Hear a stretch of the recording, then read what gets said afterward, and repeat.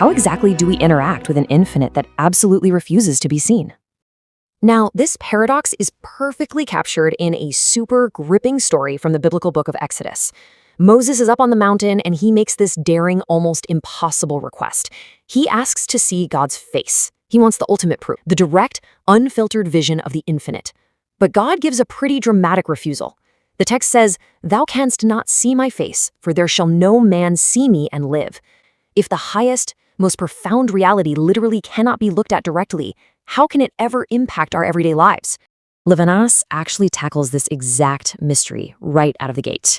So, Section 1, Defining the Trace, a sign of the immemorial past. The trace is absolutely key to understanding how the infinite makes its way into our finite world. So what exactly is it? Well, in Levinas's work, the trace signifies the way the infinite, or the wholly other, affects us without ever becoming a present, visible phenomenon. He calls it an elusive sign of an immemorial past. Now, I know that sounds super complex, but it really just means it points to a past that was never actually present in our timeline. Because it was never an event that happened in normal chronological time, it completely escapes our memory and our history books. It affects us, sure, but we can't just point to a specific moment on a calendar and say, ah, there it is. Think about a traditional sign. You know, like a footprint in the mud or a clue at a detective's crime scene. That footprint proves that someone was physically standing right there at a specific time in the past. It points to a known past presence. But Levinas's trace is radically different. It points to a beyond being, something that completely escapes our timeline entirely. It's kind of like an appearance that doesn't actually appear. It leaves a massive impact, but you can never track it back to a physical origin point. To really grasp the gravity of this trace, it's super helpful to break it down into 3 defining characteristics. First, we're going to look at the disruption of being. Next up, we'll examine the face as trace. And finally, we will explore anarchic responsibility. Let's jump into Section 2, Disruption of Being, Disturbing the Order of the World. See, the trace isn't just some passive, floaty concept. Normally, we human beings absolutely love to categorize things. We take everything we encounter and try to cram it into our existing mental boxes. Levinas calls this the language of the same.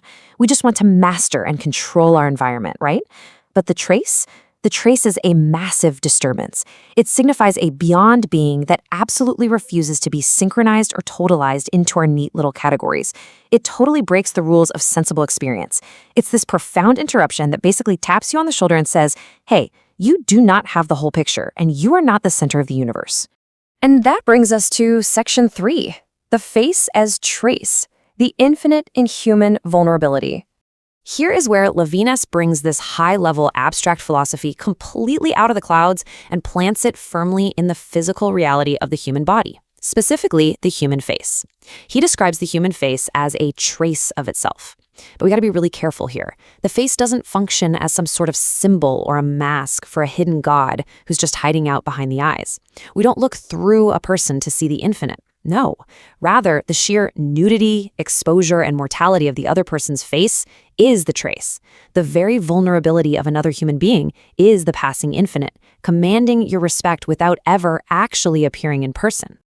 And this brilliantly illustrates the weird tension we live in. As Levinas notes, the other leaves a trace, but the trace is fundamentally ambiguous, meaning meeting someone face-to-face doesn't suddenly give you concrete scientific proof of God. It's not a math equation you can just solve. Instead, it issues this silent, unavoidable command to simply not harm them. You experience the infinite not as some blinding bright light in the sky, but as the overwhelming, absolute demand to care for the fragile human being standing right in front of you. Which leads us to Section 4, Anarchic Responsibility, held hostage by the other. So, if the face of the other is a trace of the infinite, what exactly does this demand of us? Well, let me ask you point blank. Did you ever actually sign a contract to care for the rest of humanity? Think about it. Did you sit down before you were born, read through the terms and conditions, and willingly agree to be responsible for the suffering of others? Of course not. You never consented to this. And honestly, this is the real shock of Levinas's philosophy.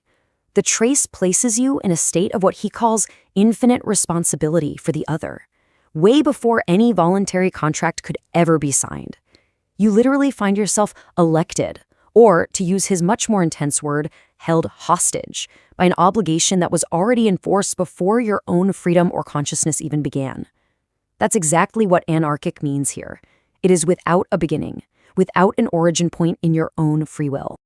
Listen to how Levinas phrases this immense weight. He says, I am thrown back toward what has never been my fault or my deed, toward what has never been in my power or in my freedom. This completely non-voluntary obligation connects so deeply to the biblical concept of saying hineni, which translates to, here I am. It's what Abraham and Moses said when they were called upon. It means making ourselves totally, unreservedly available to the neediness and suffering of others, completely regardless of whether we caused that suffering or even chose to be involved in the first place. All right. Section 5. Seeing God's back, resolving the Moses enigma. So, armed with this whole new understanding of the trace, the face, and our inescapable responsibility, let's circle back to our opening mystery on the mountain. Remember God's final instruction to Moses? He says, And I will take away mine hand, and thou shalt see my back parts, but my face shall not be seen. Levinas uses this incredibly specific biblical image to illustrate his entire point. You simply cannot see the infinite face to face. The divine can only be experienced after it has already passed by. You only see its back. And here is the absolute climactic takeaway of our explainer.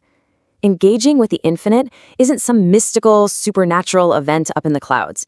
You don't find the infinite by looking up and trying to catch a glimpse of God's face. You encounter the infinite, you see God's back through the trace left behind in the heavy, grounded, entirely inescapable responsibility you have for your neighbor. The divine crosses right through human relationships, and it coincides entirely with our ethical care for one another.